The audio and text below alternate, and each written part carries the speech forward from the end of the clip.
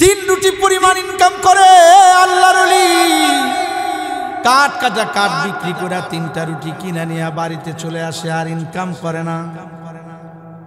ঠিক প্রতিদিন তার এমন কাজ, আর আল্লাহকে ডাকতে থাকে, জিকির করতে থাকে, আল্লাহ পাকের ইবাদত বন্দেগীর মধ্যে সময় পার করতে থাকে। হঠাৎ করে বাবা একদিন সারাদিন কাঠ কাটা 3 রুটি কিনে নিয়ে আসা বিবির কাছে রুটি দেন। বিবির হাতের মধ্যে রুটির পোটলাটা দিয়া বলে, ধরো এটা রেখে দাও, আমি ওই যে মসজিদের মিনার থেকে আজানের আওয়াজ আসছে, আমি এখন মসজিদে গিয়া জামাতের সাথে নামাজ আদায় করব। জামাতের সাথে নামাজ আদায় করে বাড়িতে এসে দস্তরখানায় বিছানা বিছায়া, দস্তরখানা বিছায়া আমি তুমি সন্তান একসাথে ইনশাআল্লাহ খানা খাবো, আমি আসতেছি ইনশাআল্লাহ, তোমরা দিদি ওয়েট করো, অপেক্ষা করো। মসজিদের মধ্যে চলে গেছে আল্লাহর ওলি কাঠুরিয়া, নামাজ শেষ হয়ে গেছে। নামাজ শেষ হয়ে সকলে যার যার মতো বাড়িতে চলে গেছি। এখনো তো মসজিদে তালা লাগিয়া যায়। ও জামানায় মসজিদে কোনো তালা ছিল না, মসজিদ ছিল খোলা। এখন যদি খোলা রাখে আমও যাবে, সালাও যাবে, ঠিক কিনা? চোর বেশি হয়ে গেছে, এই জন্য মসজিদ খোলা রাখতে পারে না। আর আগের জামানার মানুষ মসজিদ খোলা রাখতো, মসজিদে তালা ছিল না। দূরের থেকে কোনো মেহমান আসলে মসজিদে এসে নামাজ পড়ে ওখানেই সময় কাটাইত। এরে দুনিয়ার ইমানদার আল্লাহর গোলাম, ওই যে কাঠুরিয়া আল্লাহর ওলি সবাই চলে গেছে, সে যায় না। মসজিদের এক কোণার মধ্যে বসে আল্লাহ তাআলার ইবাদত বন্দেগী করতেছে, জিকির করতেছে, হাউমাউ করে কাঁদতেছে। ডাক দেয়া বলে, রে মালিক, সারাদিন কাঠ কাটার কাজে ছিলাম, তেমন ইবাদত বন্দেগী হয়তো করতে পারি নাই। এই ঝামেলার মধ্যে থেকে তোমারে সেইভাবে ডাকতে পারি নাই যেমনে ডাকার কথা। রব্বুল আলামিন আখিরাতে আমারে কিন্তু আসামির কাঠগড়ায় দাঁড় করায়ও না, আমারে কিন্তু তুমি আসামি বানায়ও না। এই বলা বলা আল্লাহ তাআলার কাছে ফরিয়াদ করতেছে, কাঁদতেছে। এমন সময় যখন কাঁদতেছে, কানের ভিতরে যেন আওয়াজ আসতেছে, অপর দিক থেকে কান্নার আওয়াজ। কে কান্দে রে ভাই? দৌড়া গেছে, মোনাজাত শেষ করে, দোয়া শেষ করে দৌড়া গেছে। অপর প্রান্তে দেখে আর একজন কান্দে। কিরে ভাই, কে তুমি? তোমারে তো কোনোদিন মসজিদের মধ্যে আমি দেখি নাই, এই প্রথম তোমারে মসজিদের মধ্যে দেখলাম। কোথায় তোমার বাড়ি? কোথায় তোমার ঘর? কোথা থেকে আসছো রে ভাই? মসজিদের মধ্যে এই গভীর রাত্রে, এত রাত, এশা শেষ হয়ে লম্বা টাইম হয়ে গেছে। কে তুমি? এখানে বসে বসে কি করো? ডাক দিয়া বলে, ভাই আমি অনেক দূর থেকে আসছি, আমার বাড়ি অনেক দূর, এই এলাকার ভিতরে আসছি আমি কালেমার দাওয়াত দেওয়ার জন্য। চিৎকার মেরে বলেন আল্লাহু আকবার। হয় নাই? জোরে বলেন আল্লাহু আকবার। আমি আসছি কালেমার দাওয়াত দেওয়ার জন্য, ইসলামের তাওহীদের দাওয়াত দেওয়ার জন্য এলাকায় ঢুকেছিলাম। সারাদিন মানুষের দ্বারে দ্বারে ঘুরে দাওয়াতের কাজ করেছি। রাত হয়ে গেছে, কোথায় থাকবো? মসজিদের মধ্যে চলে আসলাম। রাতের বেলায় এখানে একটু বিশ্রাম করব, আবার সকাল বেলা দাওয়াতের কাজ হয়তো করব। কাঠুরিয়া আল্লাহর ওলি বলে, ভাই আমি একটু বাড়িতে যাই, তুমি কিন্তু আমি আসার আগে কিন্তু ঘুমায়ও না, তুমি কিন্তু ঘুমাইবা না। আমি আসলে তারপরে তোমাকে আমি কিছু হাদিয়া নিয়ে আসবো। বাড়িতে গিয়া বলে, সন্তানকে বলে, ধরো তোমার রুটিটা তুমি খাও। স্ত্রীর হাতে রুটি তুলে দিছে, তোমারটা তুমি খাও। নিজের রুটিটা কোষের মধ্যে নিয়ে অথবা কাপড়ের মধ্যে পেঁচায়া, সুন্দর করে গামছা দিয়া পেঁচায়া সুন্দর করে নিয়ে রওনা করছে। বিবি ডাক দেয়া কয়, ওগো স্বামী, তুমি আজকে প্রতিদিনের মতো একসাথে খানা না খায়া রুটি নিয়ে কই যাও? আমরা একসাথে খানা খাবো, এখন তুমি যাও না। স্বামী কয় তোমার হক, তোমারে দিয়া দিছি, তুমি খাও। ছোট্ট বাচ্চা ডাক দেয়া কয় বাবা কই যেতেছো? এই যে রুটিটা নিয়ে যাইতেছো কেন? খাও, একসাথে খাই। কয় না খাবো না। কয় কেন খাবা না বাবা?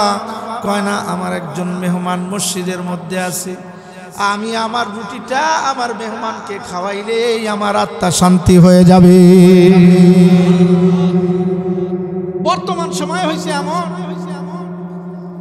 আমাকে বাড়িতে যদি কোনো মেহমান টেহমান আসে, ঘরের থেকে আগেই আওয়াজ দেয়, সকালবেলা কিন্তু ঘুমের থেকে উঠতে পারবো না, শীতের দিন হোটেল থেকে খাওয়াই দেয়। কি কথা ঠিক কিনা? কথা ঠিক কিনা?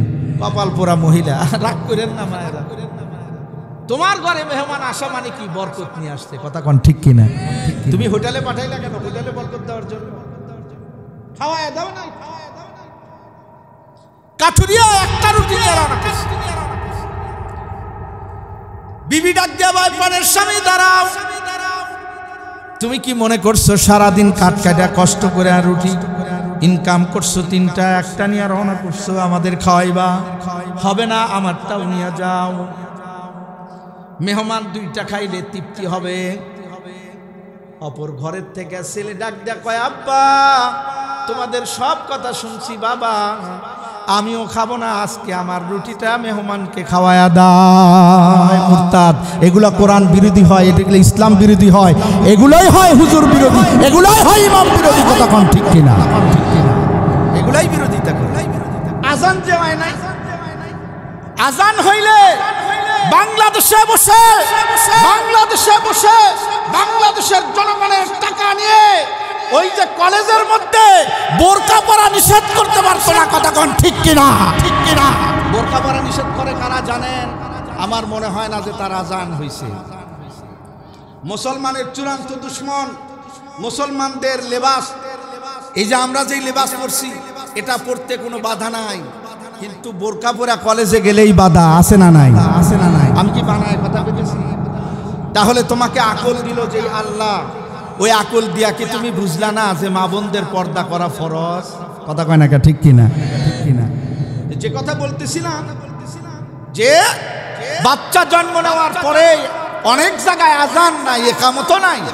আবার অনেকে কয় শুধু ছেলে হলে আজান দেয়, মেয়ে হলে আজানের দরকার নাই। না, তা নয়। ছেলে হোক মেয়ে হোক, জন্ম নেওয়ার সাথে সাথে তার ডান কানে আজান, বাম কানে একামত। একামত। আজানের প্রথম শব্দ কি হয়? নাই তো গাজীপুরের ভাইরা, গাজীপুরের মানুষের আওয়াজ আছে আলহামদুলিল্লাহ। কারাগারের পাশে থাকেন, আওয়াজ টাওয়াজ একটু দেন। আজানের প্রথম শব্দ কি? শব্দ কি? একামতের প্রথম শব্দ কি? মাশাআল্লাহ। বাচ্চা যখন জন্ম নেয়, জন্ম নেওয়ার পরে তার ডান কানে আজান, আল্লাহু আকবার, আল্লাহু আকবার, ডান কানে আজান, বাম কানে একামত। একামতের প্রথম শব্দ আল্লাহু আকবার। মুয়াজ্জিন যখন আজান দেয় মসজিদে নামাজের জন্য, তখন বলে আল্লাহু আকবার, আল্লাহ বড়, আল্লাহ বড়, আল্লাহ মহান, আল্লাহ শ্রেষ্ঠ, এই কথা বলে আওয়াজ দেয়। নামাজে যখন দাঁড়ায় মুয়াজ্জিন সাহেব যখন ইকামত দেয়, তখন বলে আল্লাহু আকবার। ইমাম যখন তাকবীর উলা বলে, তখন বলে আল্লাহু আকবার। যখন রুকুতে যায় তখনও বলে আল্লাহু আকবার। বলেন না আল্লাহু আকবার? এই তো সুন্দর হয়েছে, আরো জোরে বলেন আল্লাহু আকবার। রুকুতে যায় যখন ইমাম সাহেব, তখনও বলে আল্লাহু আকবার। সিজদায় যখন যায় ইমাম সাহেব, তখনও বলে আল্লাহু আকবার, আল্লাহু আকবার। সিজদায় গিয়ে আল্লাহু আকবার বলে। মানুষ যখন ইন্তেকাল করে, মুনতাকিল হয়, ট্রান্সফার হয়, স্থানান্তর হয়, এহ জগৎ থেকে যখন পরজগতে যায়, ইন্তেকাল হয়ে জানাজার নামাজে ইমাম তখনও বলে আল্লাহু আকবার। শেষ তাকবীরটাও বলে আল্লাহু আকবার। মানে হলো কি? মুসলমানের জীবন শুরু হয়েছে আল্লাহু আকবার দিয়া, মৃত্যুটা শেষ, জিন্দেগিটাও হবে আল্লাহু আকবার দিয়া। কথা কোন ঠিক কিনা? সূচনাও আল্লাহু আকবার দিয়া, বিদায়টাও হবে আল্লাহু আকবার দিয়া। সুতরাং মুসলমানের জীবনের সূচনা আল্লাহু আকবার, মুসলমানের বিদায় আল্লাহু আকবার। সুতরাং এই আল্লাহু আকবার যাদের ভালো লাগে না, বুঝতে হবে তাদের দিল নষ্ট হয়ে গেছে। কথা কোন ঠিক কিনা? ঠিক কিনা? আমি মাঝে মাঝে একটা বুঝ দিয়া থাকি, আমাদের বড়রাও বলে, যেমন মনে করেন একটা মানুষকে রাতের বেলায় সাপে কামড় দিছে। কি কামড় দিছে? সাপে। সে জানে না কি সাপে কামড় দিছে। এটা বুঝবার জন্য একজন ওজা নিয়ে আসে। ওজা চেনেন তো? কারাগারের পাশের মানুষজন ওজা চেনেন? ওজা কারে কয়? মানে সাপের বিষ যায় নামায় তারে কি কয়? ওজা কয়। ওজা কয়। ওজা আনা হলো। ওজা আসলো, এসে প্রথম বলে তোমারে কোন জায়গায় কামড় দিছে? বলে এইখানে বা একটা জায়গায় দেখায় দেয়। তখন তিনি চিন্তা করে কি সাপে কামড় দিছে, একটু পরীক্ষা করা দরকার। সর্বপ্রথম তিনি তার মুখের ভিতরে একটু লবণ দিয়ে দেয়, আবার তার মুখের ভিতরে একটু ঝাল দিয়ে দেয় বুঝবার জন্য। আমাদের উত্তরবঙ্গে, আমার বাড়ি তো সিরাজগঞ্জ, সেই দেশের মানুষ ওজারা এই কারবার করে। তো তখন যদি সাপে কামড়ানো রোগীটা বলে পানি পানি লাগতেছে, লবণকে যদি কটা না বলে, ঝালকে যদি ঝাল না বলে, তাইলে ওজা মনে করে যে এর মারাত্মক সাপে কামড় দিছে, এই সাপটা মারাত্মক বিষাক্ত। আর যদি বলে যে লবণকে লবণ বলে, কটা বলে, আর ঝালকে যদি ঝাল বলে, তাইলে ওজা মনে করে যে না, এটা খুব মারাত্মক কোনো সাপে কামড় দেয় নাই, ওই সাধারণ কোনো সাপে কামড়াইছে, একটু দোয়া পরে একটু থুতু লাগায় দেয়, ফু দিয়ে দেয়, ভালো হয়ে যায়। কিন্তু মারাত্মক সাপে কামড়াইলে তার রোগীর সিস্টেম কি? আপনারা কান খুলে শুনতে হবে কথাগুলো। কি হয়? সাপে কামড়ানো রোগীর প্রথম সিস্টেম হলো, প্রথম যেই জিনিসটা নষ্ট হয়, জিহ্বার স্বাদ নষ্ট হয়ে যায়। ঠিক কিনা? রক্ত জাম হয়ে যায়, তখন তার জিহ্বার মধ্যে যা দেয় ভাল লাগে না, পানি পানি লাগে। লবণ দিলেও পানি পানি, ঝাল দিলেও বলেন কি পানি পানি, যা দেয়, লন্ডন, আমেরিকা, জার্মান, ফিলিস্তিন, Chechnya, Bosnia, Palestine, Somalia, Burma, সব পৃথিবীর যে কোনো দেশের থেকে যত ভালো খাবার আনুক না কেন, জ্বর আক্রান্ত রোগী, জ্বরে আক্রান্ত, জ্বর হইলে তার জিহ্বার স্বাদ নষ্ট হয়, সাপে কামড়াইলে তার জিহ্বার স্বাদ নষ্ট হয়। যত আপনি আমেরিকা থেকে খাবার আনেন না কেন, ছেলে থাকে বিদেশ, বাবা অসুস্থ হয়েছে, জ্বর মারাত্মক, আনছেন সিঙ্গাপুর থেকে খানা, এবার যতই বাবারে মুখের ভিতরে দেন, ওর তো পানি পানি লাগে, ভালো লাগে না, জিহ্বার স্বাদ নষ্ট হয়ে গেছে। কথা কোন ঠিক কিনা? তাহলে জিহ্বার স্বাদ নষ্ট হলে পৃথিবীর কোনো ভালো খাবারই তার কাছে কি লাগে না? ভালো লাগে না। ঠিক তেমনি করে ইবলিস কামড় দিয়া যার ইমানের স্বাদ নষ্ট করেছে, ভালো করে শুনুন, ইবলিস যারে ফুটবল বানাইছে, ইবলিস যারে কামড় দিছে, ইবলিস যারে দোস্ত বানাইছে, ইবলিস যারে বন্ধু বানাইছে, ইবলিস যারে খালাতো ভাই বানাইছে, ওই ইবলিস কামড় দিয়া তার জিহ্বার স্বাদ নষ্ট করে নাই, ইবলিস কামড় দিয়া তার ইমানের স্বাদ নষ্ট করেছে। কথা কোন ঠিক কিনা? ইবলিস কামড় দেওয়ার সাথে সাথে তার ইমানের স্বাদ নষ্ট হয়ে গেছে। যখন মানুষের ইমানের স্বাদ নষ্ট হয়, তখন তার মাহফিল ভালো লাগে না। যখন কারো ইমানের স্বাদ নষ্ট হয়, মাদ্রাসা ভালো লাগে না। যখন কারো ইমানের স্বাদ নষ্ট হয়, ইমাম ভালো লাগে না। যখন কারো ইমানের স্বাদ নষ্ট হয়, তখন তার তাফসীর ভালো লাগে না। যখন কারো ইমানের স্বাদ নষ্ট হয়, তখন তার মৌলবী ভালো লাগে না। যখন কারো ইমানের স্বাদ নষ্ট হয়, তাওহীদ ভালো লাগে না, নামাজ ভালো লাগে না, রোজা ভালো লাগে না, কোরআন ভালো লাগে না, যাকাত ভালো লাগে না, হজ ভালো লাগে না, মক্কা ভালো লাগে না, মদিনা ভালো লাগে না। চিল্লায় কোন কথা কোন ঠিক কিনা? ঠিক কিনা? ইবলিস কামড় দিলে তার ইমানের স্বাদ নষ্ট হয়, তখন আর ভালো জিনিস ভালো লাগে, ভালো কথাও ভালো, বয়ান করবেন তাও ভালো লাগবে না। আপনারা কি আমার উপরে রাগ করতেছেন? বুঝানোর জন্য। ইমান যার ঠিক আছে তার সব ঠিক, ইমান ঠিক নাই কিছুই ঠিক নাই। কয় হুজুর নামাজ না পড়লে কি হবে, আমার ঈমান ঠিক আছে? আছে না নাই? এরকম লোক আছে না? কয় হুজুর আমি নিতান্তই লোকটা খারাপ না, খালি মাঝে মাঝে নামাজ পড়ি না। আমি বলি তোমার কয় তাতে কি আমার ঈমান গেছে নাকি? আমি বলি তোমার তো ঈমানই নাই মিয়া, তোমার যাবে কি? যার ঈমানই নাই তার যাবে কি? কথা কোন ঠিক কিনা? কথা কোন ঠিক কিনা? নামাজ নাই তার ঈমান কি করে থাকে? আজ কত মানুষ নামাজ পড়তেছে না, কত পার্সেন্ট মানুষ নামাজ পড়তেছে না। এই লোকগুলোরে দাওয়াত দিবে কে? এই লোকগুলোরে বুঝাবে? এই জন্য ইলিয়াস রহমাতুল্লাহ আলাইহি এক কাজ চালু করছে যার নাম দাওয়াত ও তাবলীগ। ঠিক কিনা বলে? দাওয়াত ও তাবলীগের মাধ্যমে সাধারণ মানুষগুলোকে দাওয়াত দিয়ে ইসলামের পথে আনতেছে, দ্বীনের পথে আনতেছে। অনেক বড় বড় হাক্কানি পীর মাশায়েখরা তারা দাওয়াতের মাধ্যমে, তাদের ইসলাহি বয়ানের মাধ্যমে মানুষদেরকে হেদায়েতের পথে আনতেছেন। কথা কোন ঠিক কিনা? মুসলমান ভাইরা রে আমার, এই জন্য কথা শুরু করার আগে এই কথাগুলো বলে নিলাম। আমি বাবা কোরআনে কারিমের সর্বকনিষ্ঠ ছোট্ট একটি সূরা তেলাওয়াত করেছি। সূরাটার নাম হলো সূরাতুল নাসর। এই সূরাটা অনেক ছোট একটা সূরা।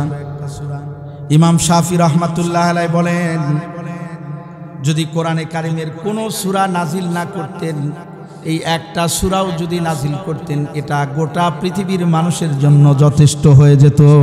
সুবহানাল্লাহ। আটলান্টিক মহাসাগরের মধ্যে, প্রশান্ত মহাসাগরের মধ্যে, গভীরে অটল তলদেশে ছোট্ট একটা ঝিনুকের মধ্যে যেমন মুক্তা দামি, ওই ঝিনুকের মধ্যে মুক্তাটা সবচাইতে দামি। গোটা কোরআন শরীফের মধ্যে আল্লাহ তাআলা একটা সূরা নাজিল করছে, ওই সূরাটাও মুক্তার মতো, সে হলো সূরা ওয়াল আসর। সুবহানাল্লাহ। আমি এই সূরাটা তিলাওয়াত করেছি, আজকে বেছে নিয়েছি এখান থেকে কিছু আলোচনা করব। ধৈর্য সহকারে শুনবেন তো। সূরার নাম কি? আসর। এই সূরা ওয়াল আসরে আল্লাহ পাক সময়ের কসম করেছেন, যুগের কসম, কালের কসম। আমরা যখন কসম করি তখন কিসের কসম করি? আল্লাহর কসম করি। কেন? যেই বিষয় বুঝাইতে চাই ওই বিষয়টাকে বাস্তবায়িত করার জন্য, এটা সিউরিটির জন্য আমরা বলি আল্লাহর কসম। বিষয়টা এমন এমন, কিন্তু আমরা আল্লাহ যেহেতু বড়, মহান, শ্রেষ্ঠ, তার থেকে বড় কেউ নাই, এই জন্য আমরা আল্লাহর কসম করি। কিন্তু আল্লাহ যখন কসম করবেন তিনি কিসের কসম করবেন? যেহেতু তার থেকে বড় কেউ নাই, তার থেকে বিরাট কেউ নাই, তার থেকে মহান কেউ নাই, আজিম কেউ নাই, এই জন্য আল্লাহ পাক সময়ের কসম করছে। কখনো সূর্যের কসম, কখনো চাঁদের কসম, কখনো ওয়াক্তের কসম, টাইমের কসম, কখনো শহরের কসম। সুবহানাল্লাহ বলতে ইচ্ছে করে না? ভালো একটি আলোচনা আছে, শুনতে পারবেন। এই কথার মধ্যে একটি গুরুত্বপূর্ণ কথা আছে। আসর আল্লাহ পাক নাজিল করার শুরুতেই ওয়াও নিয়ে আসছে। ওয়াও হচ্ছে, এই ওয়াও হচ্ছে ওয়ায়ে কসমিয়া, কসমের অর্থে ব্যবহার। আল্লাহ সময়ের কসম খাইলেন কেন? যেহেতু মানুষের হায়াতের সাথে সময়ের সম্পৃক্ততা রয়েছে, সেমিনিরিটি আছে, মিল আছে। মানুষের সময় হায়াত আছে দেখেই সময় আছে, হায়াত না থাকলে সময়ের দাম আছে। কথা বলেন, দাম আছে? সময়ের কোনো মূল্য আছে? মুসলমান ভাইরারে আমার, আল্লাহ পাক সূরা ওয়াল আসর সময়ের কসম করে বলেন, ইন্নাল ইনসান, নিশ্চয় সমগ্র মানব মণ্ডলী, গোটা পৃথিবীর মানুষ। আল ইনসান, এই ইনসান দ্বারা শুধু হিন্দু, বৌদ্ধ, খ্রিস্টান বোঝায় নাই, তামাম পৃথিবীর মানুষ ক্ষতিগ্রস্ত, ক্ষতির মধ্যে আছে। ইল্লা দিয়া ইস্তিসনা করে বলেন, চার শ্রেণীর মানুষ বাদে, যারা আল্লাহর উপর ঈমান আনছে তারা বাদে। ইল্লাল্লাযিনা আমানু ওয়া আমিলুস সলিহাত, যারা ঈমান আনছে এবং নেক কর্ম করে তারা বাদে। এই জন্য মুসলমান, তিনটা কাজ যদি কোনো মুসলমান সঠিকভাবে করা যায়, তিনটা আমল যদি কোনো মুসলমান সঠিকভাবে করে, সে যেই হোক না কেন, হতে পারে রিস্কাওয়ালা, হতে পারে ঠেলাওয়ালা, হতে পারে কুলি, হতে পারে দিনমজুর, হতে পারে সাধারণ মানুষ, অথবা হতে পারে একজন বিল্ডিং এর মালিক, হতে পারে ইঞ্জিনিয়ার, হতে পারে ব্যারিস্টার, হতে পারে জজ। যেই হোক না কেন তিনটা জিনিস যদি মানে, তিনটা আমল যদি করে, ওই তিনটা আমল করলে এই চারটা আমল করা সহজ হয়ে যায়। আর বান্দা জাহান্নামী থাকলেও জাহান্নাম থেকে নাম কাটা জান্নাতি বান্দা হয়ে যায়। এক নাম্বার কি? খুব ভালো করে শোনেন, এক নাম্বার কি? এই যে কথাগুলো এখন বলবো দিল থেকে, দিল উজাড় করে, প্রাণ উজাড় করে কথাগুলো শুনুন। এক নাম্বার হলো ইখলাস নিয়ত। আমল যা করব আল্লাহর জন্য করব। কার জন্য? জোরে বলতে হবে, কার জন্য? এই যে মাঠে ময়দানে আসছেন কার জন্য? চকলেট দেওয়া হবে, খিচুড়ি, গরুর গোশত দেওয়া, ভাত কি দেওয়া হবে? টাকা দেওয়া হবে, পয়সা দেওয়া হবে। আপনারা আসছেন ওয়াজ শোনার জন্য। কার জন্য? আমরাও আসছি কার জন্য? প্রত্যেকটি আমল হইতে হবে ইখলাস নিয়ত।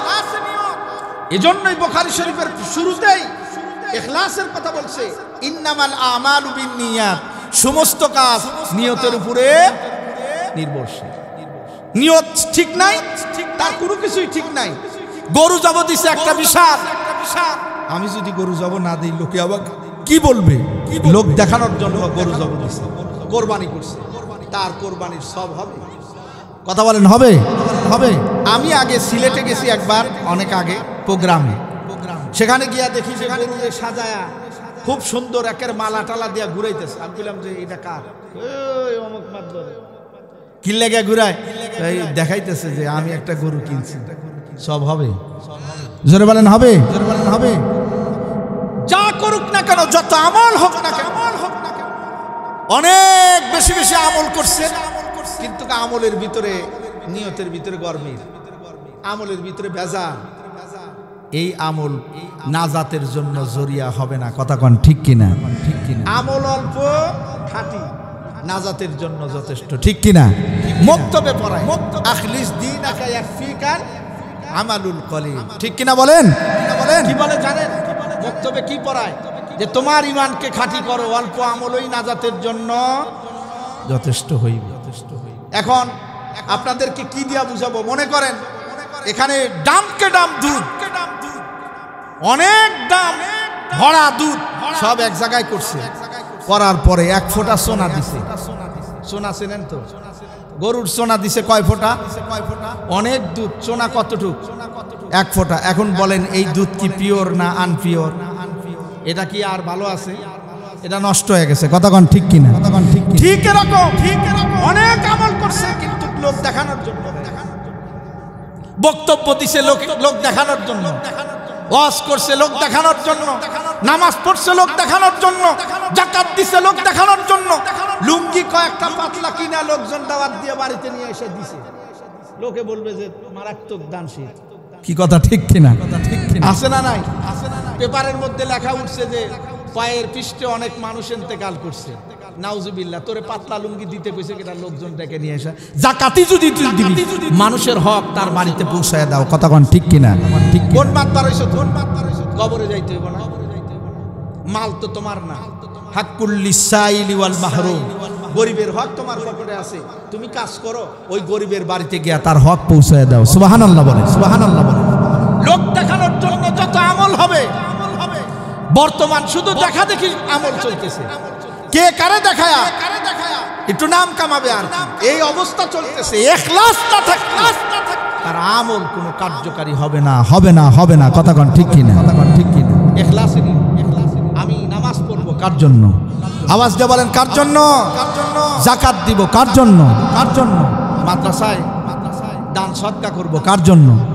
এক নাম্বার ইখলাসে নিয়ত। এক একটা বিষয়ের উপরে আলোচনা করতে গেলে সময় নাই। দুই নাম্বার নিয়ত সহি আছে, কিন্তু কাজটা হইতে হবে বাবা, মন গড়া না। মন চাইলেই করবে এমন না, আমার মন চাইতে সেই জন্য আমি করব তা না। আমার কাজটা হইতে হবে তরিকায়ে মুহাম্মাদুর রাসূলুল্লাহ সাল্লাল্লাহু আলাইহি ওয়াসাল্লাম। আমি যে কাজটা করব এটা আমার মন গড়া করা যাবে না। যেমন সাহাবায়ে কেরাম করে নাই, ওই কাজ আমার করা যাবে না। যেই কাজে সুন্নাত নাই ওই কাজ করা যাবে না। যেই কাজের ভিতরে আল্লাহর সন্তুষ্ট, নবীর সন্তুষ্ট নাই এমন কাজ করা যাবে না। কাজটা করতে হবে তরিকা মুহাম্মদুর রাসূলুল্লাহ সাল্লাল্লাহু আলাইহি ওয়াসাল্লাম। আমি যে কাজটা করব সুন্নাত তরিকায়। ওরে ভাই একটু কান খুলে শুনেন, এখান থেকে রওনা দিছেন, আপনি যাবেন কোনাবাড়ি, ডান দিক দিয়ে গেলেও আপনার কোনাবাড়ি যাওয়া হবে, অথবা হাতিমারা, অথবা আপনি জেলখানার মোড় যাবেন, কারাগারের সামনে যাবেন। আপনি যদি ডান দিক দিয়ে যান তাও আপনার যাওয়া হবে, আবার যদি আপনি বাম দিক দিয়ে যান তাও যাওয়া হবে। কিন্তু আপনার যাওয়াটা যদি ডান দিক দেয়া হয়, নবীর তরিকায় হলো, সুন্নাতের আমল হলো, সুন্নাত নিয়ে কবরে গেলে জান্নাত পাওয়া যাবে। কথা কোন ঠিক কিনা? এই যে জামাটা আমি পরছি, এই জামা আমি যদি চাই বাম হাত আগে ঢুকাইবো তাও আমার জামা পরা হবে, ডান হাত ঢুকালেও আমার জামা পরা হবে। কিন্তু বিসমিল্লাহ বলে যদি আমি ডান হাত ঢুকাই, সুন্নাতের আমল হবে। কথা কোন ঠিক কিনা? ঠিক কিনা? তাহলে তরিকা লাগবে। উদাহরণস্বরূপ আপনাদেরকে বোঝানোর জন্য বলি, যেমন মনে করেন গরু খাওয়া হালাল না হারাম, এই সবাই বুঝতেছেন না আমার আওয়াজ? আমি তো আর বেশি দূরের মানুষ না, আমি এখন গাজীপুরের মানুষই, টুঙ্গির যেহেতু থাকি ইস্তেমার ময়দানের পাশে, তাহলে আপনাদের কারাগারের কাছে ওয়াজ করতে আসি, বেশি দূরে তো আর না। কথা কোন ঠিক কিনা? ঠিক কিনা? বোঝার তো কথা। গরু খাওয়া হালাল না হারাম? হ্যাঁ, দ্বিধাদ্বন্দ্বে আছে, যদি আবার হালাল কই, যদি হারাম হয়ে যায়। বকরি খাওয়া কি? মুরগি খাওয়া কি? আর একজনের মুরগি জব করে খাইলেন আপনি, না কয়া হালাল। মাশাআল্লাহ। এখন বলেন আমাকে, গরু খাওয়া হালাল, বকরি খাওয়া হালাল, মুরগি খাওয়া হালাল, কুত্তা খাওয়া কি? এই তো বুঝছে, দেখছেন? কুত্তা খাওয়া কি?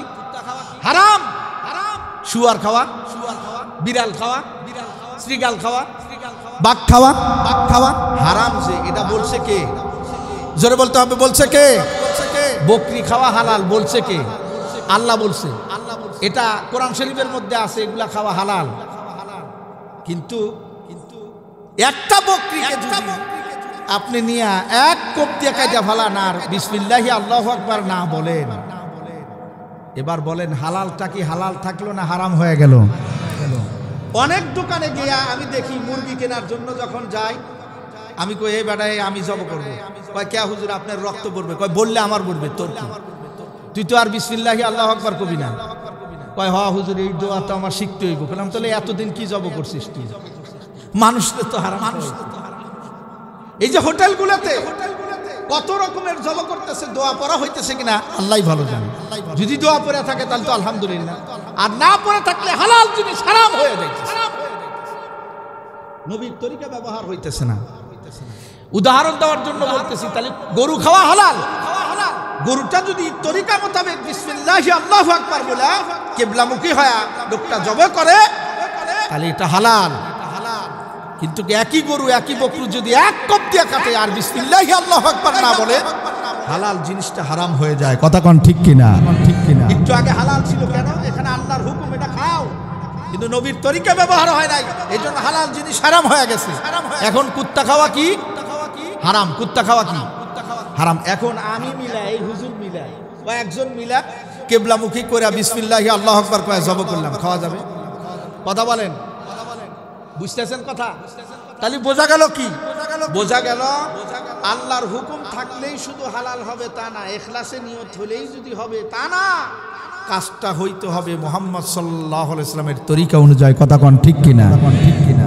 যদি তা না থাকে তাহলে অনেক দিনের মধ্যে সোনা দিলে যেমন নষ্ট হয়ে যায়, অনেক আমলের ভিতরে একটা বদ আমল করলে একটু যদি শিরিকের গন্ধ পাওয়া যায় সব আমল নষ্ট হয়ে যায়, একটু যদি রিয়া থাকে আমল নষ্ট হয়ে যায়। কথা কোন ঠিক কিনা? ঠিক কিনা? আসেন এখন, এটারে কয় তরিকায় মুহাম্মদুর রাসূলুল্লাহ। এটার অনেক আলোচনা আছে। তাহলে এক নাম্বার হলো ইখলাস নিয়ত, নিয়তটা খালেস করা, নিয়তটা খাঁটি করা। 2 নাম্বার হলো তরিকায়ে মুহাম্মদুর রাসূলুল্লাহ সাল্লাল্লাহু আলাইহি ওয়াসাল্লাম। 3 নাম্বার হলো বাবা বড় কঠিন, 3 নাম্বারটা বড় কঠিন। আছে কিনা জানা নাই, কার আছে কে জানে? এটা বড় কঠিন, বড় জটিল। 3 নাম্বারটা দেখেন আছে কিনা রিজকে হালাল, নিয়ত সহি, তারপরে তরিকাও সহি, সব ঠিক আছে, কিন্তু রিজিক হালাল না। সেজদা দিলে কি কাম হবে? নিয়ত ঠিক করছে হজে যাবে, হজের নিয়ত ঠিক আছে, টাকাও জমা দিছে, হজে রওনা করতেছে, নিয়ত খালেস। এবার যেই তরিকায় যাওয়ার দরকার সেই তরিকায় রওনা করছে, কিন্তু টাকাটা মাইরা খাইছে, টাকাটা উল্টা পাল্টা। এবার বলেন হজ কি হবে? হবে? আমার কথা বুঝতেছে? আমার কথা বুঝতেছে? সব ঠিক আছে, টাকা কি নাই, পেটে বাড়া দিয়ে টাকা নিছে, রাস্তার মোড়ে দাঁড়ায় গাড়িওয়ালার কাছ থেকে টাকা নিছে। কথা কন জোরে কন, কথা কন ঠিক কিনা? মোড়ে মোড়ে পাড়া দিয়া দিয়া টাকা নিছে, জায়গায় জায়গায় ঘুষ খাইছে, জায়গায় জায়গায় মানুষের কাছ থেকে জোর করে টাকা নিছে, বিভিন্ন কায়দায় টেবিলের উপর দিয়া নিচ দিয়া নিছে, সারা জীবন আউলা জাউলা কামাই করছে। এবার এসে হাজি সাহেব হয়ে গেছে। বলেন তার এই হাজি কি কাজে আসবে? কথা কন ঠিক কিনা? আমি কি কারো বিরোধিতা করছি? কথা কইছি, কথা কন ঠিক কিনা? কথা কি ঠিক আছে না নাই? জোরে কন কথা ঠিক কিনা? ঠিক কিনা? হালাল রিজিক খাইতে হবে, অন্যের মাল দখল করে এমন লোক আছে বুন ওয়ারিশ পায়, এবার আইসা ল তোর টেন্ডি কাটা দেব। কিসের ওয়ারিশ? তো আছে না নাই? বুনের ওয়ারিশ বুঝায় দেয় না, ভাইয়ের হক বুঝায় দেয় না, মায়ের হক বুঝায় দেয় না, চাচার হক বুঝায় দেয় না। তুমি 100 বার ওমরা করো আর হজ করো, তোমার কাজে আসবে না। কথা কোন ঠিক কিনা? ঠিক কিনা? তোমার হারাম খায়া দেহ তৈরি হয়েছে, ওই দেহ তো হারাম জায়গায় যাবে, হালাল জায়গায় যায় কি করে? রিজকে হালালের ভিতরে একটা ঘটনা বলি আপনাদের। একজন কাঠুরিয়া আল্লাহর ওলি, কাঠ কাটে, তার কাজই হলো কাঠ কেটে তার জীবিকা নির্বাহ করা। কাঠুরিয়া আল্লাহর ওলি কাঠ কাটে। আমরা মনে করি যে খালি ওই যে এখানে বসে বসে ওয়াজ করলে হ্যাঁ মনে হয় আল্লাহর ওলি, আসলে তা নয়। সাধারণ একজন রিস্কাওয়ালা আল্লাহর ওলি হইতে পারে। কথা কোন ঠিক কিনা? আল্লাহর ওলি কি গায়ের মধ্যে লেখা থাকে নাকি? এখন আবার কিছু কিছু পীর সাইনবোর্ড টানায় নিছে, পীর বিড়ি খাওয়া পীর, সিগারেট খাওয়া পীর, গাঞ্জা বাবা, মানজা বাবা, তারপরে আবার কত বাবা, বিড়ি বাবা, তালা বাবা, সেকল বাবা, বস্তা বাবা, কত বাবা। কথা কোন ঠিক কিনা? ঠিক কিনা? এগুলার আবার আল্লাহর ওলি মনে করি। আছে না একজন বস্তা গায়ে দেয়া থাকে সারাদিন, হেরে আমরা আল্লাহর ওলি কই, ওই বস্তাওয়ালা ওলি। কেউ আবার সারা গায়ে তালা, এর নাম দিছে হলো তালা বাবা। কি কথা ঠিক কিনা? কি বাবা? শোনেন, আমি যে কত বাবার এরকম বাবা যারা মানে কতজনরে দেখছি আমি, সারা বাংলাদেশের 64টি জেলায় গেছি, এই বাবা কত প্রকারে। শরীয়তপুরে ওয়াজ করতে গেছি, ওখানে যায় দেখি ব্যানসন বাবা। আমি বানায় কথা বলতেছি না, শরীয়তপুরের মানুষ এখানে আছে। এক জায়গায় ভোজেশ্বর এলাকায় বাবার নাম হলো ব্যানসন বাবা। কেন? ও সারাদিন ব্যানসন খায়। নাউজুবিল্লাহ বলেন। এই যে হযরতের এলাকা হলো মতলব চাঁদপুর, আমার শ্বশুর বাড়িও চাঁদপুর। ওই এলাকার এক পীর আছে, ওই পীরের নাম হলো বিড়ি বাবা। কি বাবা? কি বাবা? কেরে আমি জিজ্ঞাসা করলাম বিড়ি বাবা কেন? কয় ও সারাদিন বিড়ি খায়, একটা শেষ হয় আর একটা খায়। বললাম বিড়ি খায় ও আবার বাবা হয় কেমন? কথা কন ঠিক কিনা?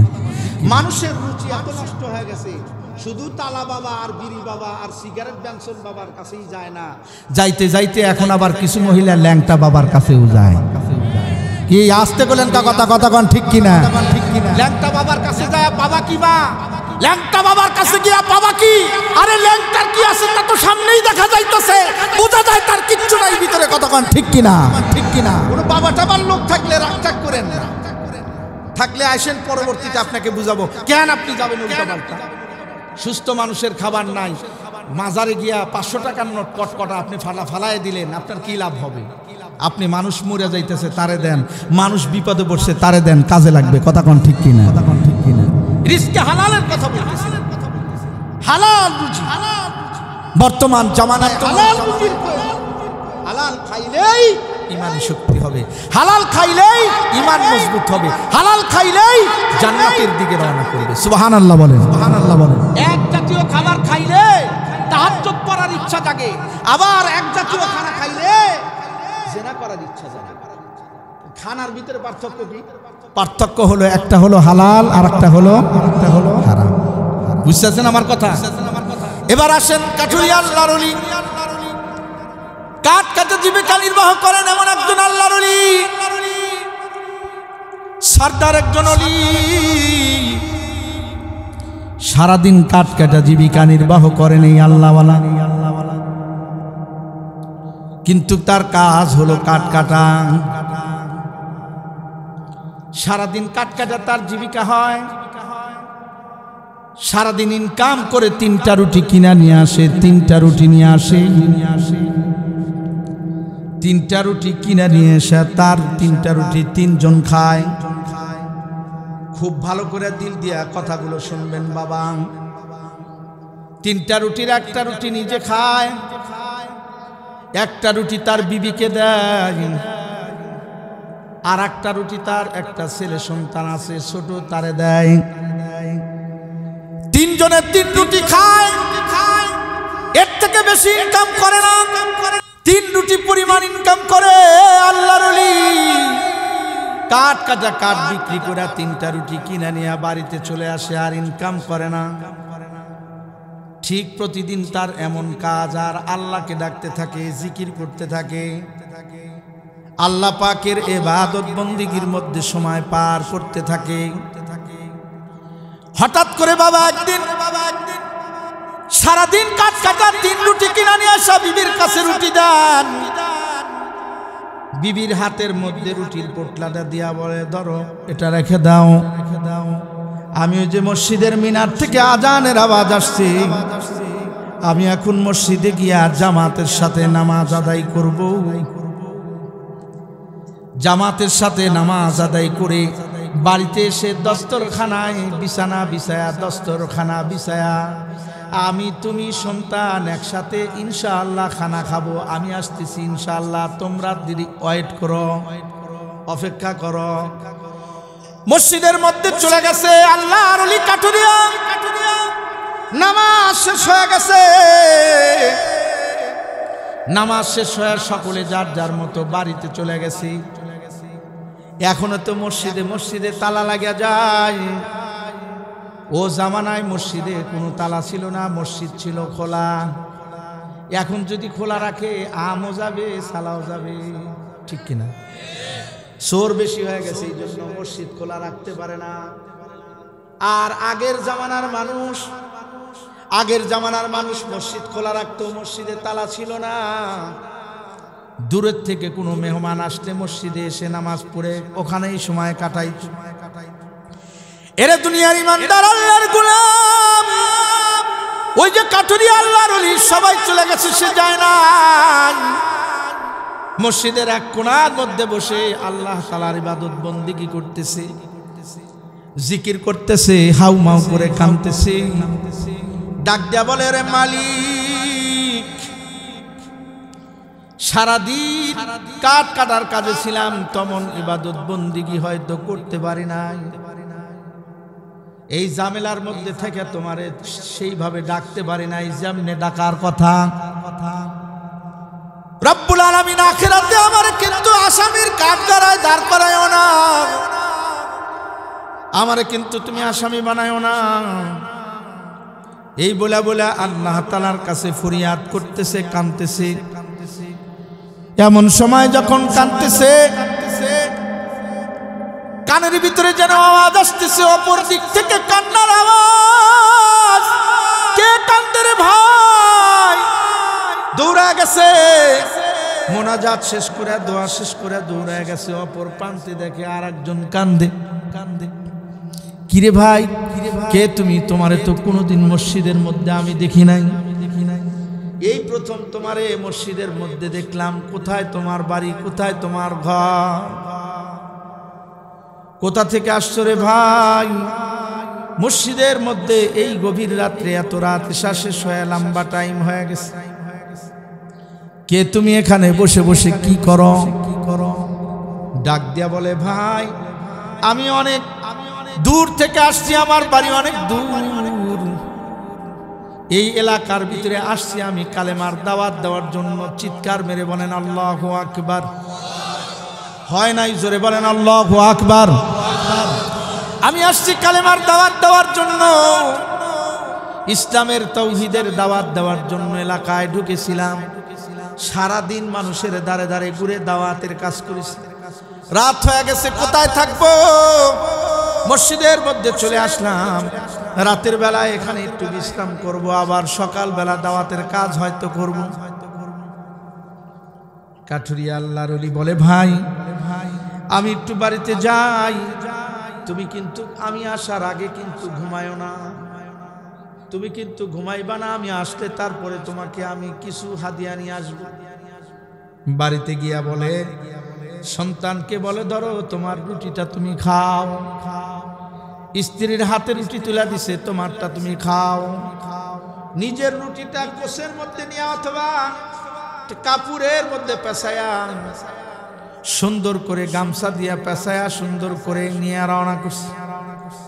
বিবি ডাক দেয়া কয়, ওগো স্বামী, তুমি আজকে প্রতিদিনের মতো একসাথে খানা না খায়া রুটি নিয়ে কই যাও?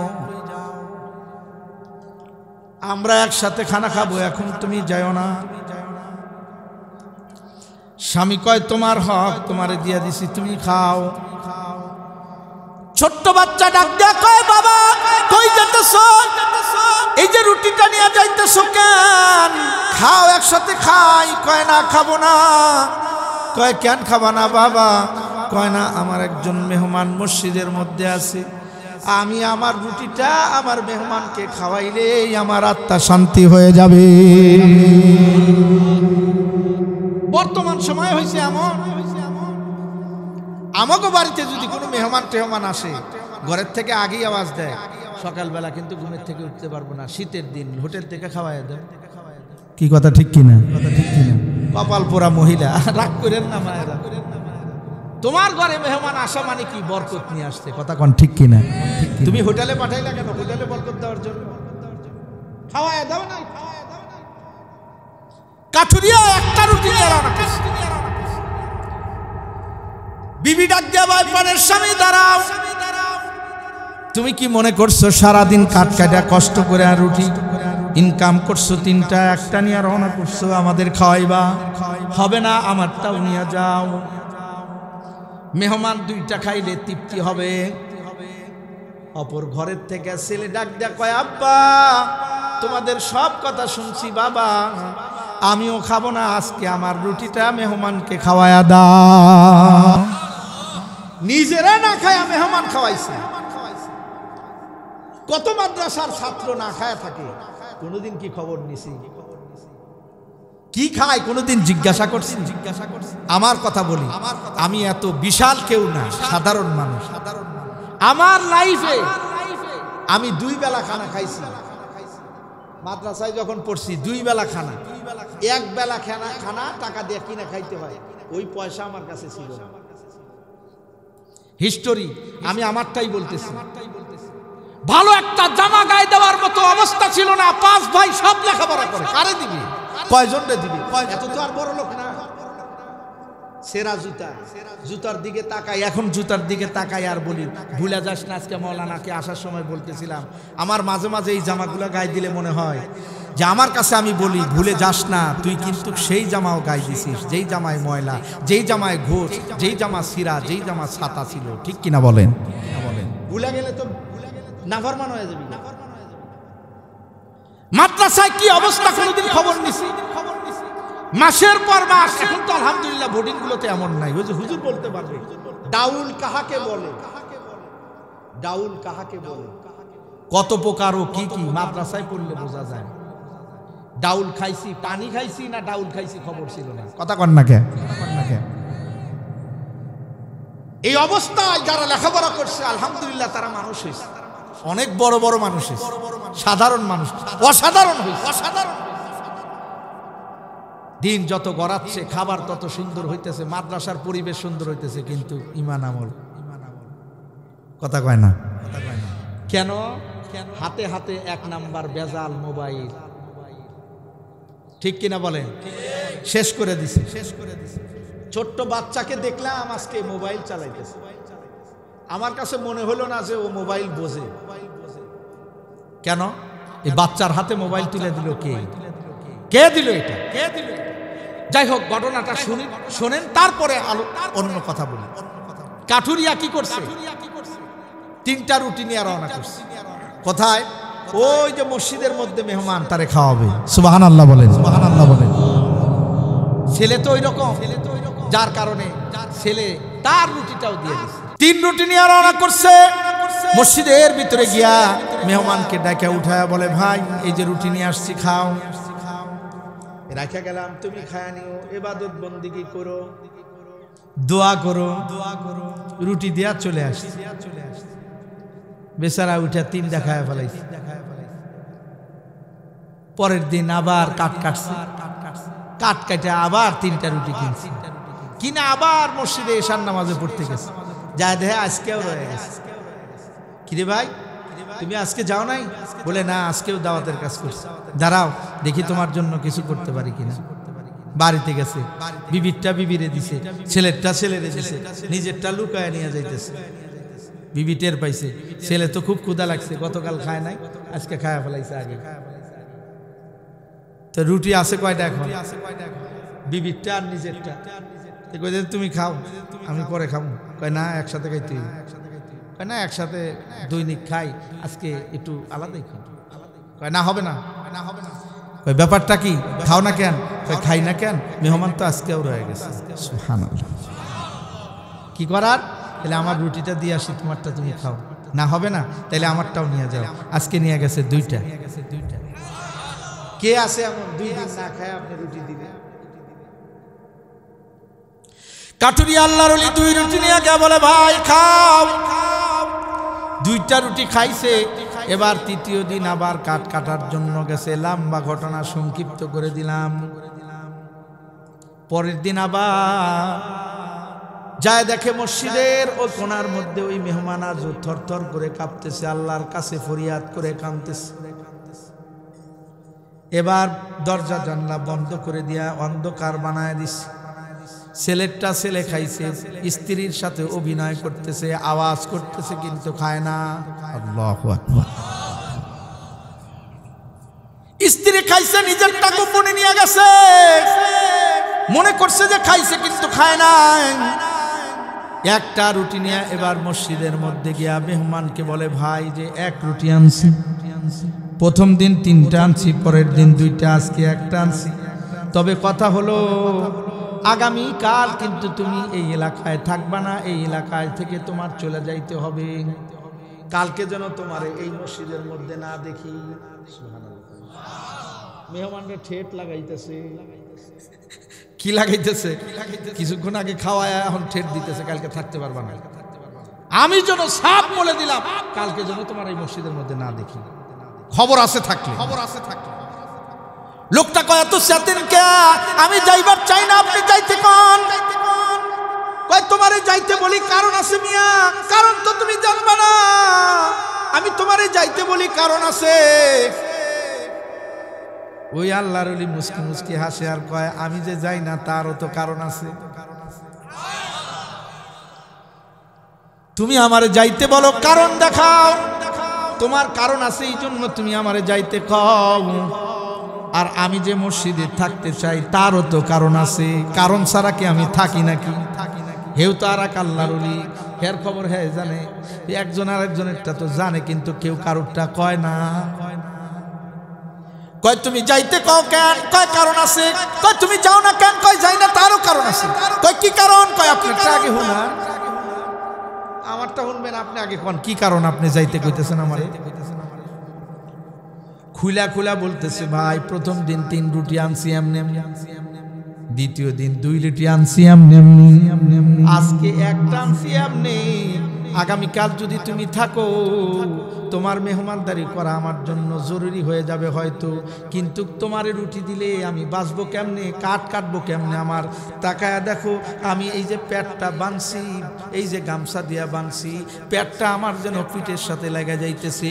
কালকে থাকলে আমার অবস্থা খারাপ হয়ে যাবে। আল্লাহু আকবার। আচ্ছা বুঝলাম, আমারটা কইলাম, তুমি যাও না কেন? কারণ কি? সুবহানাল্লাহ। আমার কারণ সহজ। আমার কারণ যদি শোনো রে ভাই, তাইলে তো তুমি আরো আশ্চর্য হয়ে যাইবা। কি কারণ তুমি যাও না কেন ভাই বলো? কয় প্রথম দিন যখন 3টা রুটি আনছো, তোমার রিজিকটা এত হালাল রুজি আর আমি জীবনে খাই নাই। মনে হয় না জিন্দিগিতে এত হালাল রুজি খাইছি। আমি তোমার রুজির মধ্যে বরকত দেখেছি। শুধু বরকত দেখছি তা না, প্রথম দিন যখন 3টা রুটি খায়া রাতের বেলায় ঘুমাইতে যায়, ইবাদত করে 3বার ঘুম ভাঙছে, আবার 3বার শুইছি, আবার ঘুম ভাঙছে, আবার শুইছি।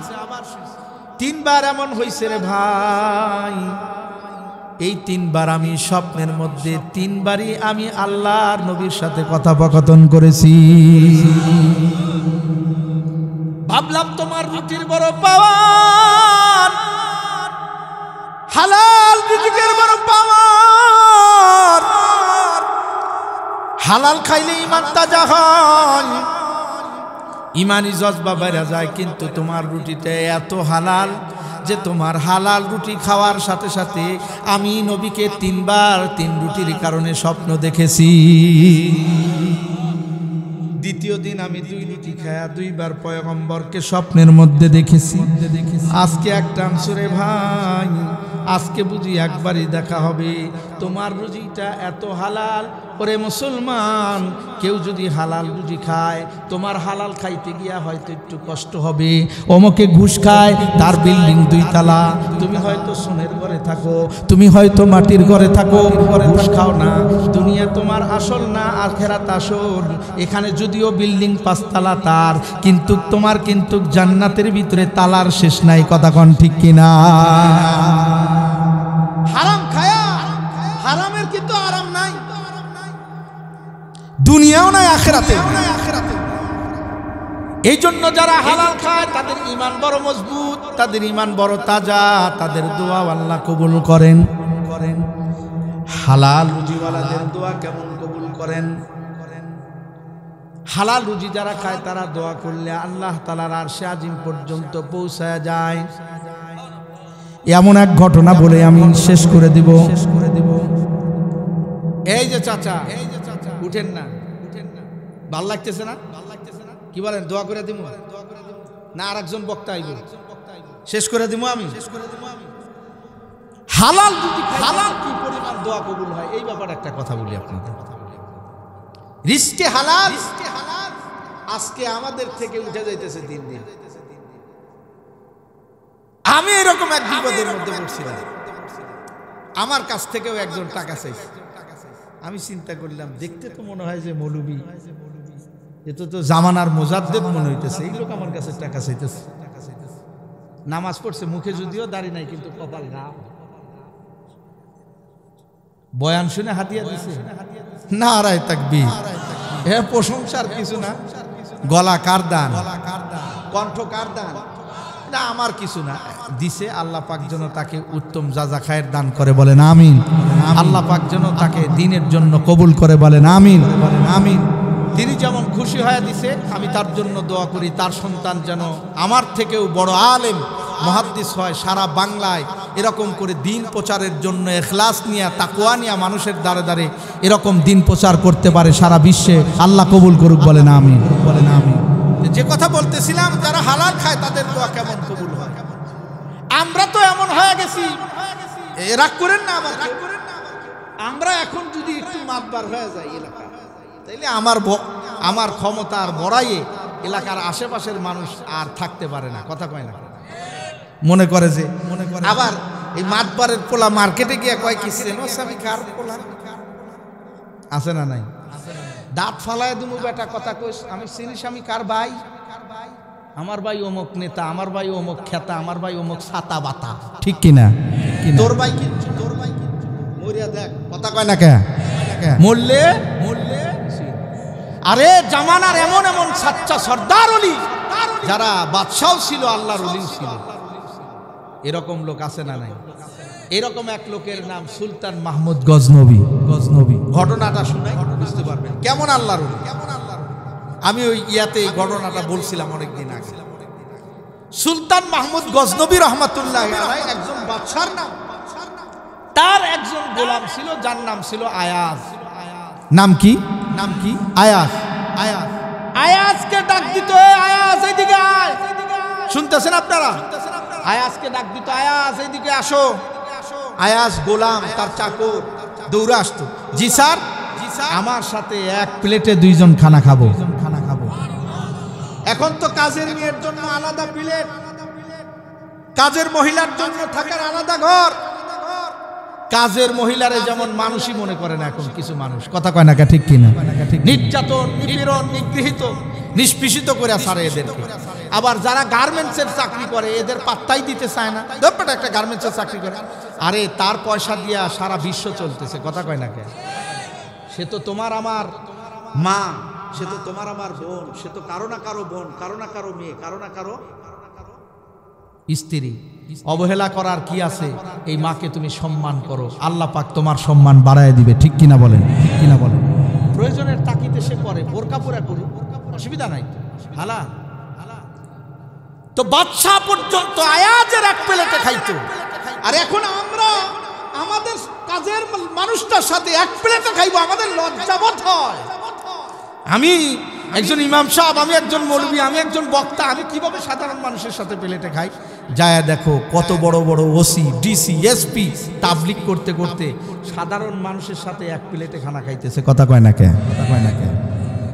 ওখানে গিয়ে শিখতে হবে খানাটা কিভাবে খাইতে। তো সুলতান মাহমুদ গজনবী ছিলেন এমন, আয়াজের সাথে এক প্লেটে খানা খাইতে, অথচ আয়াজ তার বাড়ির চাকর। কবি বলেন, এক হি সব মে खड़े हो गए महमूद आयाज, न कोई बंदा रहा है न कोई बंदा नवाज। এক কাতারে দুইজন দাঁড়ায় গেছে নামাজের মধ্যে, আয়াজ এবং সুলতান মাহমুদ একজনের পা একজনের গায়ে লাগছে। নামাজের পরে বলে নাই, তোমার গাও আমার শরীরের মধ্যে লাগলো কেন? আমি তো বাদশাহ, তুমি তো সাধারণ একজন চাকর। বলে নাই, কেননা নামাজের মধ্যে সবাই সমান, কথা কন ঠিক কিনা? যায় নামাজ আগে দিলেই বড় হুজুর হয়। সভাপতি সাহেব নিয়ে গিয়া যায় নামাজটা সামনে দিয়া কয়, বেটা হেনে কেউ ববি না, আমার একটা মান ইজ্জত আছে না, গুল্লি মারি তোর মান ইজ্জত, যেখানে জায়গা পাবি সেখানে ববি, কথা কন ঠিক কিনা? ঠিক কিনা? মাতবারি কি মসজিদের ভিতরে সবাই সমান? কি রাগ করতেছেন আপনারা? এরকম মাতবার ফাতবার থাকলে রাগ করে চুপ করে থাকেন, কিছু কোয়েন টোয়েন না, তাহলে ঝামেলা। জায়গা যেখানে পাবা সেখানে বসো, তুমি মন্ত্রী হও, তুমি মিনিস্টার হও, তুমি যা হও না কেন, ওসি হও, ডিসি হও, মসজিদে আসছো, যেখানে জায়গা পাইছো সেখানেই বসো। ফাঁক করে সামনে যাওয়ার কোনো ক্ষমতা তোমার নাই, কথা কন ঠিক কিনা? এটা আল্লাহর ঘর, কারোর বাপের ঘর না। বাপের ঘর এখানে এসে মাতবাড়ি, এখন মসজিদে মসজিদে মাতবাড়ি শুরু। যায় নামাজ নিয়ে টানা, আমার এখানে বইলি কে? এটা আমার জায়গা, তোর বাপের জায়গা, কথা কয় না কে? কথা কয় না কে? জায়গা আবার ঠিক করে যায় নামাজ উঠায় দিবেন, এগুলো নির্দিষ্ট কারণে ইমাম মুয়াজ্জিন বসতে পারে, কি হুজুর ঠিক কিনা? সুলতান মাহমুদ গজনবীর এক ঘটনা শোনায়, আলোচনা শেষ করে। বেচারা একবার রাতের বেলায়, কত বড় আল্লাহর ওলি, তাহাজ্জুদ পড়ার জন্য উঠছে, সুবহানাল্লাহ বলেন। আমি আর আপনি কয়দিন তাহাজ্জুদ পড়ার জন্য উঠছি? একজন বাদশা তাহাজ্জুদ পড়ার জন্য উঠছে, আর আমাকে তাহাজ্জুদ তো দূরের কথা, ফজরের নামাজই তো পড়ি না। এই যে ওয়াজ শুনতেছেন, ফায়দা তো তখনই হবে যদি ফজরের নামাজ জামাতে পড়ি, কথা কন ঠিক কিনা? আর যদি না পড়েন এই ওয়াজের লাভ কি? এখন কথা কইেন না, পরে কইেন, যে আসছে আসছে, পরে কি? আমি শেষ করে দিতেছি। ও আচ্ছা ঠিক আছে। সুলতান মাহমুদ গজনবী নামটা মনে আছে? কত বড় আল্লাহর ওলি সুলতান মাহমুদ গজনবী একবার তাহাজ্জুদ পড়ার জন্য উঠছে, বলেন আল্লাহু আকবার, নারায়ে তাকবীর। আমাদের কাউন্সিলর সাহেব নাকি? নারায়ে তাকবীর। আমার শ্রদ্ধেয় ভজন বড় ভাই কাউন্সিলর সাহেব শাহিন মোল্লা, না শাহিন মোল্লা ভাই আশা পড়ছে, আলহামদুলিল্লাহ। আমরা খুশি না বেজার? আল্লাহ শাহিন মোল্লা ভাইকে কবুল করুক। বারবার কাউন্সিলর হিসেবে আমি তার অনেক প্রশংসা শুনছি, শাহিন ভাইয়ের অনেক কথা শুনছি। আমার এখানে এক লোক, আমার মসজিদের যে ইঞ্জিনিয়ার সাহেব, তিনি ওনাকে চেনেন। আমি বলছি যে ওই এলাকায় ওয়াজে যাইতেছি, কয় ভাই ওটা তো শাহিন মোল্লা ভাইয়ের এলাকা, খুব ভালো মানুষ, যান। আপনি ইজ্জত পাবেন। বলেন না আল্লাহু আকবার। দেখাও হয়ে গেল, আমি তো চলে যাইতাম, আমি তো এই পর্যন্ত অস করার কথা ছিল না, চলে যাওয়ার কথা ছিল। যাই হোক, দেখা হয়েছে। দোয়া করি আল্লাহ পাক যেন বারবার জনপ্রতিনিধি হয়ে জনগণের খেদমত করার এবং ইসলামের খেদমত করার এবং দ্বীনের কোরআন হাদিসের মাদ্রাসা মসজিদের খেদমত করার তৌফিক দান করেন। তো যে কথা বলতেছিলাম, সুলতান মাহমুদ গজনবী রহমাতুল্লাহি আলাইহি তাহাজ্জুদ পড়ার জন্য উঠছে, তাহাজ্জুদের নামাজ পড়বে।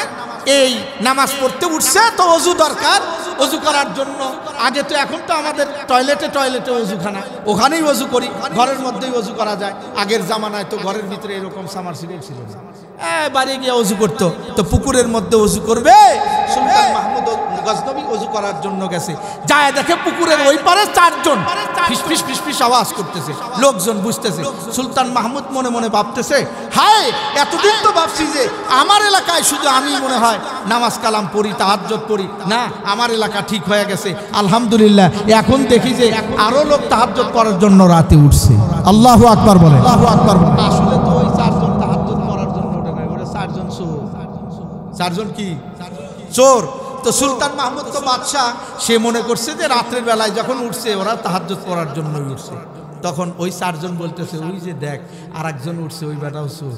আমরা যেহেতু চুরি করতে, যার মনে যা লাভ দিয়ে ওঠে, তা এরকম একটা কথা আছে না? তো এই চারজন চোর মনে করতেছে এটা মনে হয় এলাকার চোর।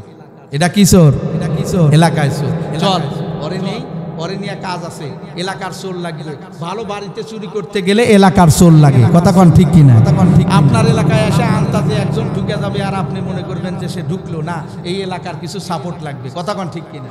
তো বললো যে এলাকার একজন চোর দরকার, তাহলে ওরে নিয়ে সাথে করে নিয়ে আমরা 5 জনে মিলে চুরি করবো, তাহলে 5টা পোটলা 5 জন ভাগ করে নিব, এলাকার চোর দরকার। লওয়ারে ডাক দে, এই মিয়া এদিকে আসো।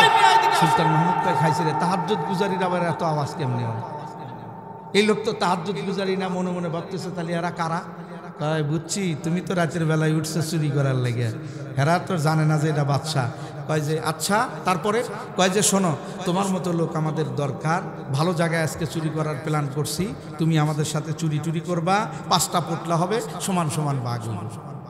সুলতান মাহমুদ কয়, ঠিক আছে। কি কয়? ঠিক আছে। এবার কয়, তাহলে তোমরা যে চুরি করবা প্ল্যান টেলান করে আসছো? প্ল্যান ছাড়া কি আমরা আসি? আগের থেকেই টার্গেট করে আসছি। কোন বাড়ি চুরি করবা? সুলতান মাহমুদ গজনবীর বাড়ি। কথা কি বুঝতেছে? সুলতান মাহমুদ গজনবীর বাড়িতে আজকে চুরি করবো, ওই বাড়িতে হামলা দিব। কয়, আপনি কি ওই বাড়ি ঠিক মতো চেনেন? কয়, চিনি মানে অলি গলি, আনাছে কানাছে, আঞ্জরে মঞ্জরে সব আমি চিনি, সহজ। কয়, তাহলে তো আপনার নিয়ে যাওয়া দরকার, আপনি আজকে রাহাবার হন আর আমরা জিম্মাদার আর তাবলিগের সাধারণ মামুর হয়ে যাই। আছে না? একজন রাহাবার লাগে কিনা? জিম্মাদার লাগে কিনা? আর সাধারণ সাথী লাগে কিনা? এরকম বানাইছে আর কি। তো কয়, জিম্মাদার কে হবে? আজকের জন্য আপনি রাহাবার হন আর ওই যে সর্দার যে ও জিম্মাদার হোক, আর আমরা পিছে পিছে আসি। সুলতান মাহমুদ কয়, চুরি যে করবা যোগ্যতা তো দরকার, চুরি করার যোগ্যতা আছে, তোমাদের এবিলিটি আছে, তোমাদের ক্ষমতা আছে, দীর্ঘদিনের অভিজ্ঞতা আছে। চাকরির জন্য গেলে যেমন কয় যে আপনার কয় বছরের অভিজ্ঞতা আছে, কি কথা ঠিক কিনা? যদি গার্মেন্টসেও যান তাও কেবল যে আপনি কয় বছর গার্মেন্টসে চাকরি করছেন, যদি কয় 5 বছর 10 বছর, যে যত বেশি চাকরি করে তার ডিমান্ড তত বেশি, কি কথা ঠিক কিনা? সুলতান মাহমুদ গজনবী কয়, তোমরা যে চুরি করবা যোগ্যতা আছে? কয়, নাই মানে সিরিয়াস যোগ্যতা। কি যোগ্যতা? কয়, আমাকে 4 জনের 4 রকমের যোগ্যতা আছে। কয়, কি কি একটু শোনাও তো। একজন জিজ্ঞাসা করছে, তোমার কি যোগ্যতা? তোমার কি? প্রথম জন কয়, হ্যাঁ আমার যোগ্যতা তো মারাত্মক। কয়, কি যোগ্যতা? আমার যোগ্যতা হলো কানের মধ্যে। সুবহানাল্লাহ। কয়, কিসের মধ্যে? কয়, আমার কানই একটা যোগ্যতা। কয়, এটা আবার কি? এটা হইলো কোনো বাড়িতে যদি চুরি করতে যাই, ওই বাড়িতে যদি কুকুর থাকে, কুকুর যদি আওয়াজ দেয়, কুকুর কি বলে এই ভাষা আমি বুঝি। জোরে কন্যা সুবহানাল্লাহ। তাহলে তো তোমার যোগ্যতাটা অনেক বেশি। আর একজন জিজ্ঞেস, এই তোর কি যোগ্যতা আছে? ও কয়, আমারও একটা যোগ্যতা আছে। কয়, কি? কয়, আমার যোগ্যতা হলো চোখের মধ্যে। কয়, তা কেমন? কয়, আমি যদি অন্ধকারে কাউকে দেখি তো আলোতে দিনের বেলায় তারে আমি চিনি। মাশাআল্লাহ, তোমার যোগ্যতাও ভালো। তোর কি যোগ্যতা? আর একটারে জিজ্ঞাসা। কয়, আমার যোগ্যতা হলো হাতের মধ্যে, তালুর মধ্যে। এই যে তালি, এটা তালি, এটাই আমার যোগ্যতা। এইটা আবার কি? বোঝেন নাই? তালা খুলতে তো চাবি লাগে, আর আমার চাবি লাগে না, তালার কাছে গিয়ে তালি দিলেই তালা খুলে যায়। সুবহানাল্লাহ বলেন না? সুবহানাল্লাহ বলেন না? সুলতান মাহমুদ ওদের যোগ্যতা শুনে আর আশ্চর্য হয়ে যায়, বলে কি এত যোগ্যতা তোদের? আর একজনকে জিজ্ঞাসা করছে, কিরে তোর যোগ্যতা কি? আমার যোগ্যতাও আছে। কয় কি? আমার যোগ্যতা হলো নাকের মধ্যে। সবার এক একটার এক এক জায়গায়, তোর আবার নাকে কি হইলো? কয় নাক হইলো যে আমি যখন তালা খুলে ওই বেটা খোলার পরে আমরা ঘরের ভিতরে ঢুকি, ঢোকার পরে আমি যদি নাক দিয়ে নিঃশ্বাস নেই, কোন জায়গায় স্বর্ণ, কোন জায়গায় রূপা, কোন জায়গায় কি আছে সব আমি বলে দিতে পারি। কয় টাকার নোট তাও আমি নাক দিয়ে গেরান নিয়ে বলে দিতে পারি, যেখানে 5,000 টাকা আছে, 10,000 টাকা আছে, এরকম টাকা বেশি বান্ডিল আছে বলে দিতে পারি। স্বর্ণ থাকলে বলে দিতে পারি, রূপা থাকলেও বলে। রূপা থাকলে মারাত্মক যোগ্যতা, তাহলে তোদের নিয়েই তো চুরি করা দরকার। কয় হ, আমাকে নিবেন না, নিবেন কারে, চলেন যাই। কয় যে ও আপনি যে চুরি করে 5টা বাঘ নিবেন, আপনার কি যোগ্যতা আছে? সুলতান মাহমুদ এবার ওই চোরেরা বলতেছে, আপনার কি যোগ্যতা আছে? সুলতান মাহমুদ কয় আমারও যোগ্যতা আছে। সুবহানাল্লাহ। কোন কয় কি যোগ্যতা? আমার যোগ্যতা হলো দাড়ির মধ্যে। কিসের মধ্যে? এই যে দাড়ি দেখছেন, দাড়ি, এই দাড়ির মধ্যে। ওরা তো আশ্চর্য হয়ে যেতে যে কি রে, আমাকে এক একজনের এক এক জায়গায় যোগ্যতা, হ্যার যোগ্যতা আবার দাড়ির মধ্যে, কি এটা আবার কি? কয় কি সেটা কি? কয় আমরা মনে করো কথার কথা এই 4-5 মিলে ধরা পড়ে গেলাম চুরি করতে গিয়ে, ধরা পড়ে গেছে, এখন বিচার হবে। তো জজ সাহেব বিচার করবে, অথবা কাজী সাহেব, বিচারক সাহেব বিচার করবে, কাউন্সিলর সাহেব বিচার করবে, যেই করুক না কেন, বিচারের কাঠগড়ায় যখন আমাদেরকে দাঁড়াবে, তখন আমার একটা যোগ্যতা হলো আমি যদি দাড়ি ডান দিকে হেলাই তাহলে জেল ফাঁসি মাফ, কোনো জেলও হবে না, ফাঁসিও হবে না। আর যদি দাড়ি আমি বাম দিকে হেলাই তাহলে কিয়ামতের আলামত, একটাও বাঁচবে না। তাহলে তো আপনার লগেই চুরি করা দরকার, যত ধরা পড়ি না কেন জেল ফাঁসি মাফ, কিচ্ছু হইব না, আমাকে আবার ছেড়ে দিব, আবার চুরি করবো। কি কথা ঠিক কিনা? এই অবস্থায় চুরি করতে গেছে কার বাড়িতে? সুলতান মাহমুদ গজনবীর বাড়িতে। খেয়াল করে শুনে, দাঁড়ায় আছেন যারা, দাঁড়াই থাকেন, আপনারা দাঁড়াই থাকলে আমার ভালো। সুলতান মাহমুদ গজনবী এবার সামনের দিকে হাঁটা যায়, 4 চোরাই পিছে পিছে যায়। বাড়ির ভিতর থেকে একটা কুকুর আওয়াজ দিতেছে। কুকুর খেন খেন আওয়াজে, জোরে জোরে আওয়াজ দিয়া ঘেউ ঘেউ করে ডাকতেছে। কুকুরের আওয়াজ শুনে যে বুঝতে পারে, কুকুরের কথা শুনে যে ভাষা বুঝতে পারে, ও কুকুরের কথাগুলো শুনতেছে কান দিয়া। কুকুর কি কয়, কুকুরের কি ভাষা, কুকুরের ভাষা সে শুনতেছে বারবার। এবার কুকুর দেখে বলতেছে, কুকুর ডাক দেয়া কয়, এরে বাড়ির মানুষ ঘুমাও, বাড়িতে যারা আসো ঘুমাও, কেউ পেরেশান হয় না, টেনশন হয় না, ঘুমাও, চিন্তা নাই, পেরেশান নাই, লা তাখাফু ওয়ালা তাহজানু, চিন্তাও নাই, ভয়ও নাই, পেরেশানিও নাই, ঘুমাও। ওই যে বাদশা কিন্তু মেহমান নিয়া মেহমান খানায় ঢুকতেছে। কুকুর বলতেছে তোমরা ভয় পাও না, বাদশা কিন্তু মেহমান নিয়ে ঢুকতেছে। যে কুকুরের আওয়াজ শুনে বোঝে সে তো বুঝা ফেলাইছে, কিন্তু মালুম করে নাই। সে কয় এতদিন শুনতাম মানুষ মেন্টাল হয়েছে, আজকে দেখি কুত্তা মেন্টাল হয়ে গেছে। আমরা ঢুকতেছি চোর নিয়েও, কয় বাদশা মেহমান নিয়ে ঢুকতেছে। বেটার মনে হয় মাথা খারাপ হয়ে গেছে, অনেক কুত্তার মাথা খারাপ হয়, এটা মনে হয় এইটা। এ বেটা মালুম করে নাই, কুত্তা কিন্তু ঠিকই বলছে, কিন্তু সে মালুম করে নাই, ভিতরে ঢুকে গেছে গা। এবার ঢুকে ওই যে বেটা ভাই আসছে, শেষ করে দিতেছি, তালার কাছে গিয়ে তালি দিছে, তালা খুলে গেছে গা, চাবি লাগে নাই, দেখে যে যোগ্যতা ঠিক আছে। আর এক বেটা গিয়া এরকম করে নাক দিয়া শুখা, কোন জায়গায় স্বর্ণ আছে, মুদ্রা আছে, সব এক জায়গায় করছে, এক জায়গায় করে পোটলা করে সব হাজির করে, এরকম করে 5টা পোটলা করে ক্লান্ত হয়ে গেছে, ফজরের তাহাজ্জুদের সময় হয়ে গেছে। এবার এই চুরি করতে করতে লম্বা সময় লাগছে, এই জন্য নিন্দা আসছে, ঘুম আসছে, এক একজন ওই পোটলার মধ্যেই ঘুমিয়ে গেছে। একজন কয় যাক আমাকে তো জেল ফাঁসি মাফ হওয়া লোকই আছে, ধরা পড়লে অসুবিধা নাই, তারপরে একটু জিরায় নেই। জিরাইতে গিয়া সব ঘুমায় গেছে। সুলতান মাহমুদ বাইর হইয়া বাহির দিয়া সিটকারি লাগাইছে। বেটা তালি দিয়া তালা খুলবি, সিটকারি খুলবে তোর বা? কি কথা ঠিক কিনা বলেন? সিটকারি খুলবি, সিটকারি খুলবি, ওটা তো আর খোলা যাবে না, তালি দিয়া তো আর ওইটা খুলতে পারবে না। এবার আটকে গেছে কিনা বলেন? সুলতান মাহমুদ গজনবী এবার তাহাজ্জুদের নামাজে দাঁড়ায়। আল্লাহর ওলি তাহাজ্জুদের নামাজ পড়ছেন, ফজরের নামাজ পড়ছেন, জল্লাদরে ডাক দিয়া যাও জল্লাদ কিছু লোক নিয়ে যাও, 4 চোরারে বান্ধে আসছি, 4 চোরাদের ধরে নিয়ে আসো, বিচার হবে করা। 4 জনরে ধরে নিয়ে আসছি, 3 জন হার্ট ফেল করে মরে যায়, দাপাদাপি করে, কান্নাকাটি করে, চিল্লায়, 1 জন খালি হাসে। দিয়ে কয় মিয়া এখন ফাঁসি হইব, তুমি খালি হাসো। কয় আমাকে লোকে যে জেল ফাঁসি মাফ হওয়া লোক আসিল ওইটা কই রে? ওইটা তো দেই, ওইটা মনে হয় বাগছে, ওই যে হাসতেছে যে ও কয় না বাগে নাই, ওই যে সিংহাসনে বসা ওইটাই রাত্রে চুরি করছে। সুবহানাল্লাহ কোন, সুবহানাল্লাহ কোন। রাত্রে দেখলে দিনে কি করে চেনে, ওই যে এক যোগ্যতা আছে না, যে রাত্রে দেখে সে দিনে কি করে চেনে, ও চিনে ফেলাইছে, ও তো সর্দার। সর্দার ডাক দিয়া বলতেছেন, ও বাদশা, রাতের বেলায় একসাথে চুরি করলাম, রাতের বেলায় কিছু সময় তোমার বন্ধু ছিলাম, তুমি আমাদের বন্ধু, আমিও তোমাদের বন্ধু। এই যে বন্ধু, এই বন্ধুদের কেমনে তুমি ফাঁসি দিবা, কেমনে তুমি মাফ করবা, কেমনে তুমি আমাদেরকে এরকম করে জ্বালায় দিবা, কেমনে তুমি আমাদেরকে হত্যা করবা? বাদশা ডাক দেখ, যোগ্যতা প্রমাণ হয়ে গেছে, যা যা যা, আজকে আমি তোদেরকে মাফ করে দিলাম, ডান দিকে দাড়ি হেলায় দিলাম, তোদের জেলও মাফ, ফাঁসিও মাফ।